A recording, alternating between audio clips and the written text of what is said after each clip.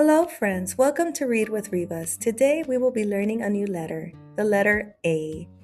The letter A. Can you say that with me? A. One more time. Very good job. The letter A has two sounds, but today we will be focusing on the short sound. The short sound of letter A is A. Say it with me.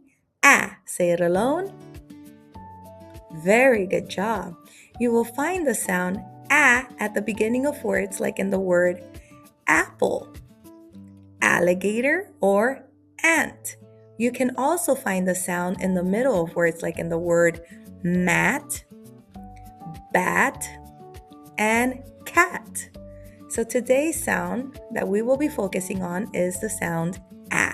Say it one more time. Very good job. See you tomorrow.